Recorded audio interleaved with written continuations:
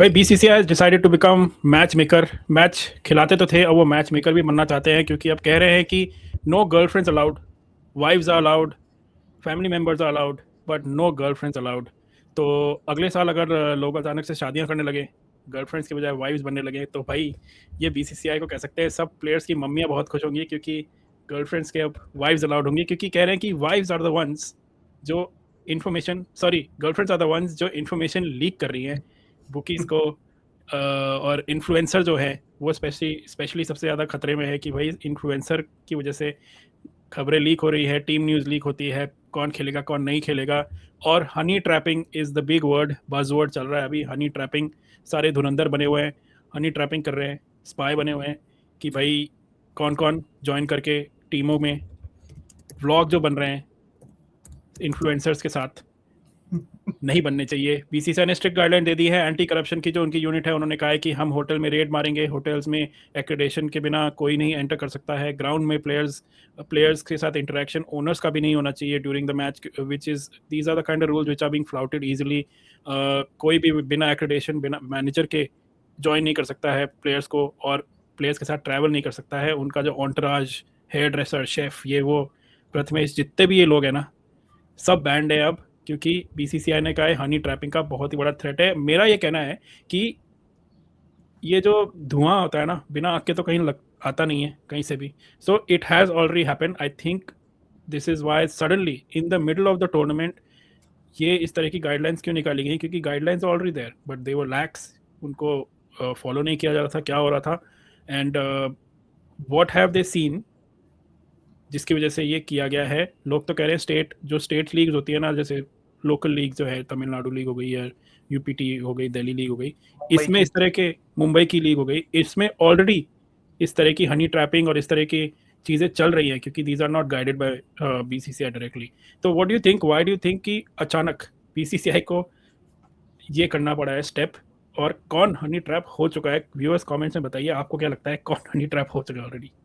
वैसे latest guidelines के हिसाब गाइडलाइंस देखे तो उसमें भी वाइफ विथ प्रायर नोटिफिकेशन ऐसा लिखा है कि अच्छा। ट्रैवल कर सकती है विथ प्रायर नोटिफिकेशन। हम्म। तो बीसीसीआई से पहले परमिशन लेनी पड़ेगी उसके बाद ही वाइफ ट्रैवल कर सकती है। बट ये सब शुरू हुआ एक तो अपने हार्दिक पांड्या भाई साहब ने जो गोल खिलाए। गोल खिलाए हैं T20 वर्ल्ड कप फाइनल के बाद। हाँ। तब से ही एक्चुअली चीजें लोगों ने बोलना चालू किया था कि क्या ये सब कैसे हो रहा है, क्यों कैसे लोग आ रहे हैं, गर्लफ्रेंड्स आ रही है मैदान में। वाइफ्स आती थी पहले, बट उस पर उतना किसी ने ध्यान दिया नहीं। बट हार्दिक पांड्या के जितने भी जो भी जेस्चर्स हुए हैं T20 फाइनल में, उसके बाद लोगों ने बोलना शुरू कर दिया। हाँ। फिर एक वो आई थिंक दिल्ली कैपिटल्स के किसी ने ड्रेसिंग रूम में फोन हैंडल करते हुए देख लिया था वो कैमरा में किसी को।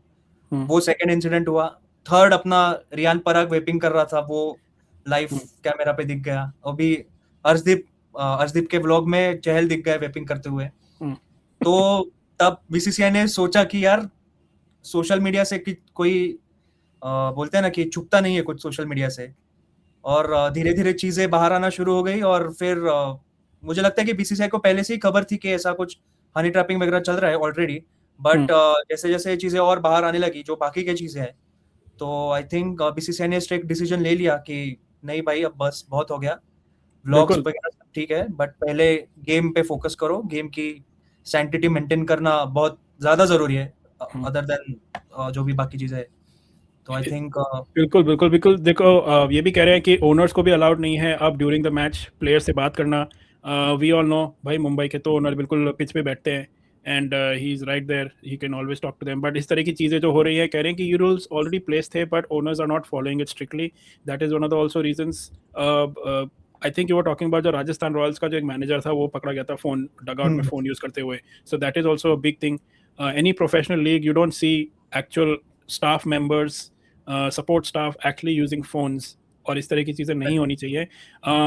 खबर ये भी आ रही है कि बीसीसीआई इज़ वेरी कि भाई 2013 में जो कांड हुआ था, जिसमें श्रीशांत और अंकित चौहान और एक प्लेयर और राजस्थान का, they all चंडीला got, हाँ, Chandela, so they all got caught for spot fixing. In the end वो सब क्लियर हो गए थे, but it is a big, इस टाइम तो पहले 5 साल में ही था आईपीएल, तो इतनी बड़ी न्यूज़ नहीं बनी, but now the brand value and advertising और ये सब चीज़ें अगर आप देखें, so it will be a big hit to the BCCI अगर इस तरह की कोई चीज़ आती है. So it's a big concern of course.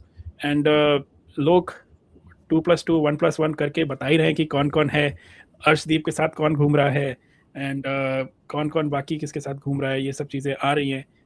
Vikrant Gupta जो रिपोर्टर है उसने भी, ही वोंट से इस तरह की चीज़ें, वो ऐसे नहीं बोलता है. He would have prior information, he didn't name the people, but he was saying कि भाई इन्फ्लुएंसर्स पकड़े गए हैं और देखे गए हैं in the hotels, in the rooms, इस तरह की चीज़ें हो रही हैं. So big concern for BCCI, but let's see क्या होता है भाई.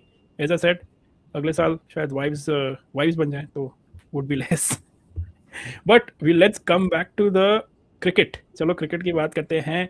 Mumbai Indians is become another team जो बाहर हो गई है आईपीएल से एक और बार. अब ये देखेंगे कि भाई लास्ट आते हैं कि नहीं, पिछली बार की तरह, पिछली बार की तरह 2 साल की पहले की तरह. एलएसजी तो ऑब्वियसली वो भी बाहर हो गए इनके साथ साथ. एलएसजी का तो वैसे कोई चांस नहीं था, और कल के मैच में was a heartbreak RCB के अगेंस्ट. मैं ये पूछना चाहता हूँ, राज अंगद बाबा को ओवर देने की क्या जरूरत थी लास्ट में? Blunder, brain fade moment. हमारे च्विंगम बाबू जो हैं मिस्टर 360, कहते हैं कि भाई वो प्रैक्टिस में बहुत अच्छी बॉलिंग कर रहा था काफी टाइम से. एक तो ऑनेस्टली मुंबई का तो कोई बॉलर है ही नहीं फॉर्म में, पूरी टीम ही फॉर्म में नहीं है, तो बॉलर्स के तो क्या ही कहने हैं, क्योंकि 200 टारगेट्स इनसे डिफेंड नहीं होते, तो 167 कहाँ डिफेंड होने वाला था. और वो भी आरसीबी के अगेंस्ट. भले ही पहले कुछ अच्छे गए ओवर्स, बट देन आरसीबी के अगर लोअर ऑर्डर बैट्समैन इतना ज्यादा टेम्परामेंट दिखा रहे हैं एमआई के बॉलर्स के अगेंस्ट, तो क्या मतलब मेरे पास, वो बोलते हैं ना, एकदम से वक्त बदल दिया, हालात बदल दिए, जज्बात बदल गए भाई. इन सब में है ना, लोअर ऑर्डर की हम बात करें तो I want to give some respect to Krunal Pandya. भाई Krunal Pandya is one of the most underrated players मेरे हिसाब से तो. एंड व्यूअर्स, अगर आपको लगता है he is also underrated, let us know in the comments. या फिर कोई और आपको लगता है कि ही इज नॉट अंडररेटेड, या फिर हम उसे ओवररेट कर रहे हैं, let us know in the comments. आपको क्या लगता है? बिकॉज अगर आप देखो 2016 से, मैं स्टैट्स देख रहा था 2016 से, अगर आप कंपेयर करो, only Sunil Narine and Rashid Khan, these are the only two bowlers जिनका इकोनॉमी रेट उससे कम है. So that tells you. अब कंपेयर आप करो, किसने उसके जितने रन बनाए, not only Sunil Narine and Akshar Patel. So when you compare these two stats, he is the most underrated player. और जब से वो मुंबई से निकला है 2022 में, मुंबई से बाहर गया वो, तब से मुंबई के हालात नीचे हो रहे हैं. और एलएसजी गया, उनको प्लेऑफ में एक बार पहुंचे वो लोग, अब कोइंसिडेंस भी कह सकते हैं उसको. But next year he came to RCB and RCB obviously won the tournament. तो what do you think, Krunal Pandya is he underrated और इज ही फाइन, अच्छा यूजफुल प्लेयर है? What do you think? Rohit Sharma ने जितना अच्छा फायदा उठाया है कृणाल पांड्या का, मुझे नहीं लगता आज तक किसी भी कैप्टन ने उसका उतना अच्छा यूज किया है एज अ ऑलराउंडर. क्योंकि अब वो Pune super giants versus MI की जो फाइनल हुई थी, लोएस्ट स्कोर फाइनल का 128 का, उसमें भी कृणाल पांड्या का स्कोर हाईएस्ट था 48. और वो बंदा पूरा आई थिंक 7 ओवर से 20 ओवर तक मैच लेके गया था पूरा अकेला. और उसके बाद बॉलिंग उसने 3 ओवर भी डाले थे with good economy, Krunal Pandya ने. और मुझे और एक मैच याद आता है, आई थिंक कोरे एंडरसन के साथ उसने पार्टनरशिप की थी. कोरे एंडरसन ने 95 बनाए थे और इसने कुछ 40 बनाए थे. तो मुझे क्यों पता नहीं मुंबई ने कृणाल पांड्या को छोड़ दिया. हार्दिक पांड्या को तो छोड़ दिया, वो तो जाने ही दो. अब कह रहे अब छोड़ दो भाई, छोड़ दो. Krunal Pandya is also one of the only players जो 2 फाइनल्स में प्लेयर ऑफ द मैच बना है. आई थिंक और कोई प्लेयर नहीं है, प्रीटी श्योर. अगर है तो viewers let me know, but मेरे हिसाब से तो नहीं है. तो भाई ह्यूज रिस्पेक्ट फॉर हिम. इस पे मैंने एक शॉर्ट वीडियो भी किया है, तो व्यूअर्स जाके चेकआउट करिए हमारे चैनल पे. कल अगर आप देखोगे कृणाल पांड्या का जो बैटिंग थी कृणाल पांड्या की, वो एक्चुअल जो कोर मुंबई, मतलब मुंबई में था तब, जो उसका फॉर्म था बैटिंग का, क्योंकि उस टाइम वो एज अ बैटिंग ऑलराउंडर खेल रहा था मुंबई में, नॉट बॉलिंग ऑलराउंडर जैसे आरसीबी में है. तो उसकी बैटिंग देख के मुझे तो बहुत अच्छा लगा उसकी बैटिंग देख के, कृणाल पांड्या की. बिल्कुल. अब देखो, what do you think in terms of MI? खबर ये आ रही है, कल न्यूज़ फैली है, आँख की तरह फैली, कि भाई हार्दिक पांड्या ने इंस्टाग्राम पे मुंबई इंडियंस को फॉलो कर दिया, जितनी भी फोटोज वोटोज हटा दी, और थोड़ी देर बाद वो रिस्टोर भी हो गई फोटोज, और थोड़ी देर बाद उसने वापस लाइक कर दिया, सबको अनफॉलो कर दिया था। क्या चल रहा है? What is going on between Hardik Pandya and the management? Management तो कहता है अरे उसकी कोई इंजरी है, सीरियस नहीं है, but we are taking day by day. SKY captain बन रहा है, SKY is taking some weird decisions, उसका फॉर्म एनीवेज खराब है। तो is it time to break this मैं तो टीम बोल ही अप? रहा हूँ। क्योंकि जितने भी प्लेयर है ना, जितने भी, अगर तुम इंडिया के प्लेयर्स देखो जो भी T20 वर्ल्ड कप में खेले या फिर टीम इंडिया के लिए जो खेलते हैं, most of them are out of form, except Abhishek Sharma ले लो, ईशान किशन ले लो और संजू सैमसन ले लो, तीन, एंड सिराज, चार। Siraj also is not a regular in T20 world cup. तो इनके अलावा सारे players and most of them are in Mumbai. तो क्या हो रहा है भाई? Is it time to break up the core? Is it time to go a new direction with a new captain? करना चाहिए कि नहीं करना चाहिए, और इज इट टू सून? अभी ये हमारा तीसरा वीडियो है जिसमें मैं बोल रहा हूँ कि मुंबई इंडियंस को अभी एक नया कोर टीम बनानी चाहिए। हो गए 10 साल। 10 साल बहुत लंबा समय होता है, किसी भी जो कोर प्लेयर्स होते हैं उनको फटीग आने के लिए 10 साल बहुत है, क्योंकि उनको पता है। और आप देखो ना, सपोर्ट स्टाफ भी वही है। भले हेड कोचेस चेंज हो गए थे, बीच में मार्क बाउचर आया था, फिर उससे पहले जयवर्धन ही था, शेन बॉन्ड भी बॉलिंग कोच बना था 2-3 साल, यस। लसित मलिंगा आया, और वापस जयवर्धन हेड कोच बन गया है। तो पर core team members, support staff वही है, तो सबको पता है कि क्या बोलने वाले हैं। 10 साल में कुछ ऐसा तो है नहीं कि कुछ अलग स्ट्रेटेजी बनेगी मुंबई इंडियंस के लिए, या एलएसजी के लिए कुछ अलग बनेगा, आरसीबी के लिए कुछ अलग बनेगा। सबको पता है कि क्या होने वाला है। बट वही है ना कि इतने साल से एक साथ है, वो जो लेट गो एटीट्यूड होता है ना, अरे ठीक है यार चलता है, जो रोहित हो शर्मा जाएगा। का है, हो यस। जाएगा वाला। बट रोहित शर्मा क्या करता था, वो फ्री हैंड दे देता था। बट आई थिंक, मुझे लगता है कि जब से रोहित शर्मा कैप्टन नहीं है एमआई का, तो कहीं ना कहीं एक थोड़ा सा एमआई रिस्ट्रिक्ट कर रहा है अपने प्लेयर्स को। ज्यादा फ्री फ्लोइंग और वैसे जो स्टाइल होती थी रोहित शर्मा के टाइम पे, वैसे है नहीं। और ऑन ग्राउंड क्लैशेस कभी प्लेयर टू प्लेयर हुए नहीं है एमआई में रोहित शर्मा के बाद, या उससे पहले भी। बट अभी वो ज्यादा एविडेंटली दिख रहा है। तो मैं तो यस। बोल रहा हूँ एमआई को नई कोर बनानी चाहिए।